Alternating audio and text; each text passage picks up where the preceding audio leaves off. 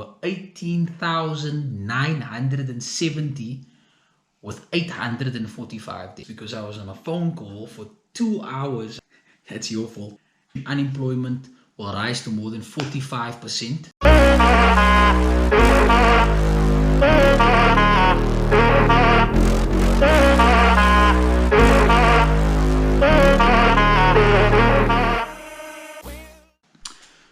Hey guys, so lockdown day 13. I noticed that I didn't load anything of day 12 on Instagram or Facebook, and I looked at the page earlier thinking, why didn't I post anything? And then I realized it's because I was on a phone call for 2 hours until like almost 2 o'clock in the morning.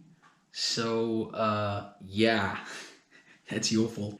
Anyway, coming back to today. So a lot of things have been going through my mind today, but before we get to any of those things, looking at the news now, I'm looking at some of the articles. In a statement released earlier this evening, the minister says that the cases have gone up to 1,845. That's an increase of 96 cases from the last report. And we've had 5 additional deaths from the virus from Tuesday. So that's just from yesterday. Our prayers and condolences go out to those families and to anyone else who have lost any family members.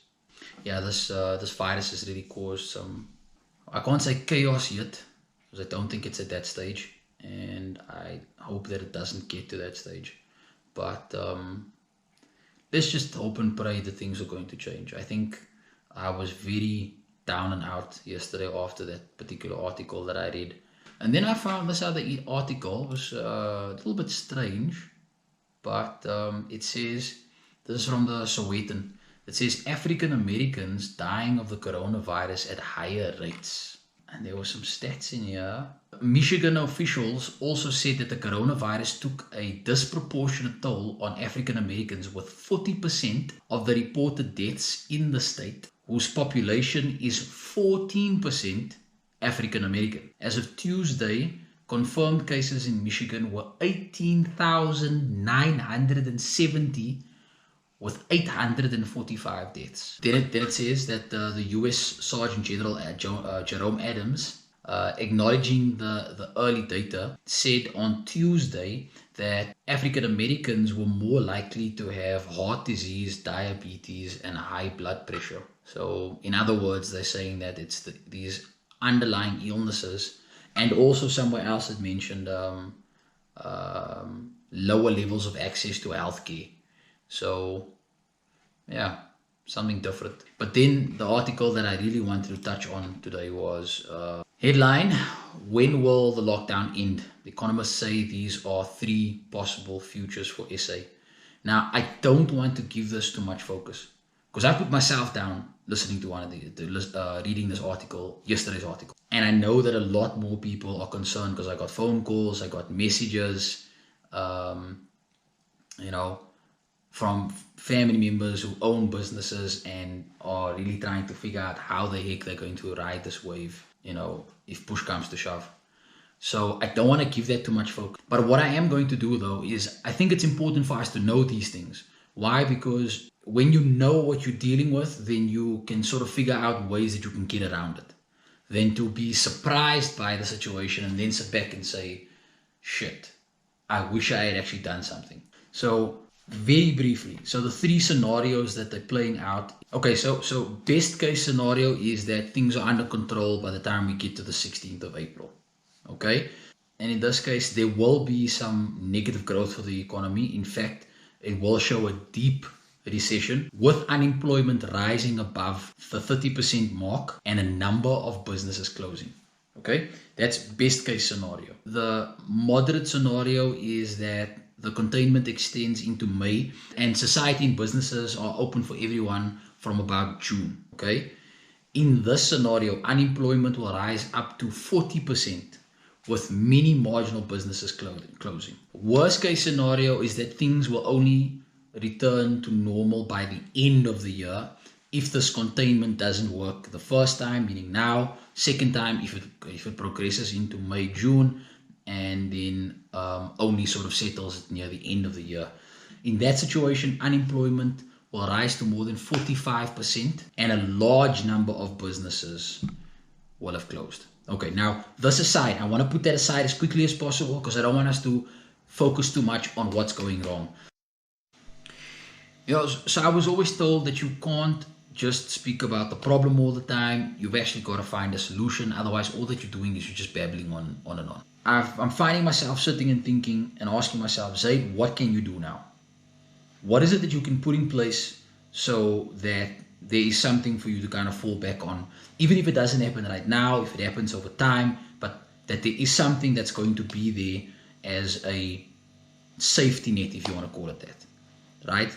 So that's also why we've been looking at new marketing ideas to keep projects running and to keep generating funds. But at the same time, for my own self, I'm thinking about what I can do to find an additional source of income to keep myself going if anything should go wrong, right?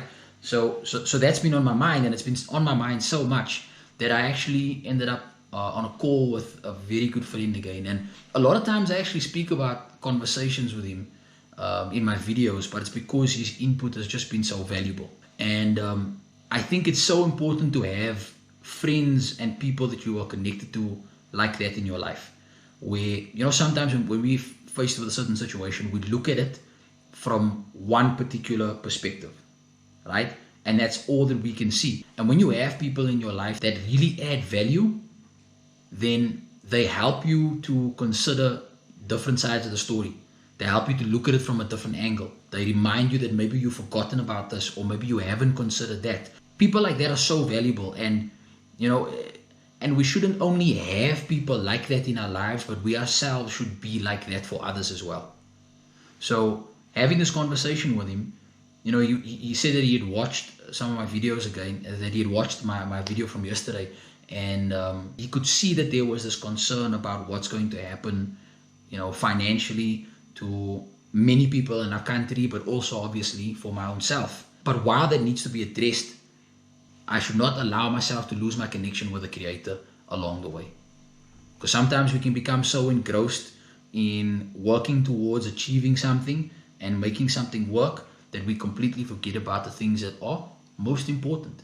And at the end of the day, no matter what happens with this situation with the virus, no matter what happens with the situation with this lockdown, with the country, with the economy, and so on and so forth, at the end of the day, the one who makes the final decision is the Creator. And so if my reliance and my trust is in Him, and I'm putting in the effort and I'm putting in the work, then I need to trust that everything is going to be okay. So while I'm making all this effort to, find new ideas and put new things in place to cover the holes, I need to remember that at the end of the day, my Creator is number one. So I really needed to hear that. And maybe somebody else needed to hear that today as well. Maybe you needed to hear that today. Let's not focus on the problems. Let's start looking at solutions, and that's what I need to do. But at the same time, let's not forget that ultimately, the Creator is the one who decides everything. And if we have trust and we have faith in Him, and we put in the work and we put in the effort, we need to trust and believe that things are going to be okay. Because ultimately, what matters at the end of the day? This virus situation is proving and showing us just how short life can really be. Nobody knows when their time is going to come. So what matters most above everything else is that He just needs to be pleased with us. If I close my eyes, not having achieved any major amazing things in this worldly life, but He's happy with me, then what else matters? On that note, I'll catch you tomorrow.